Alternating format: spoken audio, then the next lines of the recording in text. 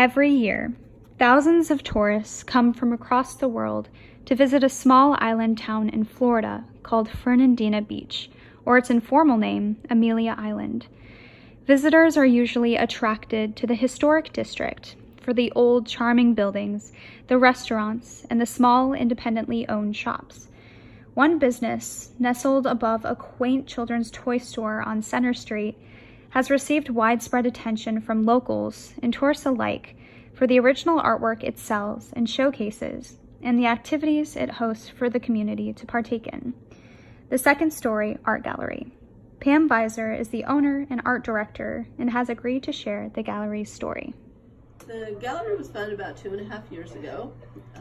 I took it over from another gallery who was having some business issues, and so it's been about 2.5 years now. Visor is actually an artist herself, specializing in photography with an environmental focus, a passion inspired after her grandfather. I really started the gallery up as a retirement project for myself. Gave me an outlet for my photography. My grandfather was an artist and a photographer, so I've always had a love of the local artists here, so I found some artists who I love personally and love their work, and here we all are. It's just a love I've always had. Maybe it's genetic because of my grandfather. I've always had an appreciation for arts. Even in college, I was a biology, environmental science major, but all my electives were in art history, so I've just always had passion for it. Dabble is a very good word. I've taken some watercolor classes, a lot of paint and wine classes. I'm not sure I like my work. I have a pretty good sense of composition, but somehow it comes out better in photography, and maybe it's because of my love of the environment, and I naturally have a bent in that direction, and you get a little more immediate gratification, and you can still work on composition. Many of the artists are local to Fernandina Beach, but many are from out of state and have found their homes with the Second Story Art Gallery.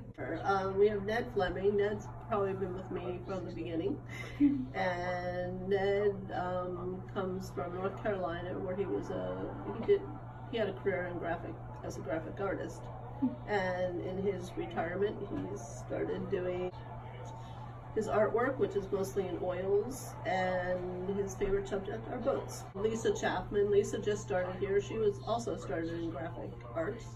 Fernandina Beach was a perfect place to start the gallery, as natural beauty resonates in the town's picturesque setting.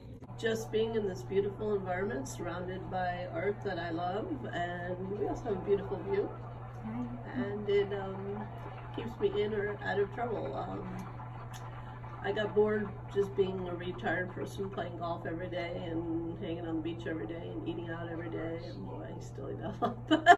Just fulfills my needs.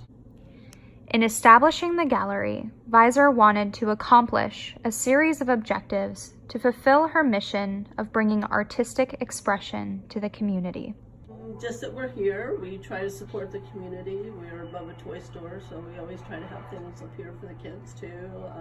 For instance, I just pulled out some more paint by number sets that we were giving out at one point and figured, okay, a lot of them are here on vacation, it looks like it might rain later, so give them something to entertain themselves with during the day. Just to share my love of art and the area with both people who live here as well as people who come to visit, and to give back to the community by trying to take on some, local students who don't have an opportunity to show their work anywhere else, to create a nice, serene place where people can come look at art. And we're all retired, so it's not like, we're a big sell place. We're very tickled if people buy our work, but if they don't, that's okay, we like it too, so, right. But sometimes it's sad when your favorite pieces get sold. Right. You miss them. Yeah, it's always hard working in a small local town and coming from the outside. There's the normal business permits and things that you have to deal with. But in general, as I said, this is a very warm, supportive community. People like to look out for the local businesses. Haven't really had too many humps, you know, a few signage issues and things like that, but nothing I would call traumatic. Visor has some advice that she wants to impart on aspiring artists who are looking to make their work known in the world. Follow your passion. It's a very challenging and difficult field to make a living at. So if you have another passion or something that you can supplement yourself with, I would advise you to kind of do a major or integrate your love of art into a job. My one daughter did that she does something, it's a hybrid of computer science, engineering, and design, and so she managed to kind of put her art into that. I have my older daughter actually just quit her job and she started a fashion blog full time. But to just plan your life accordingly, look for sponsors, scholarships, and it's one key to happily running a business like this is I'm retired, so I don't have to depend on income from it, so it becomes a pleasurable project for me.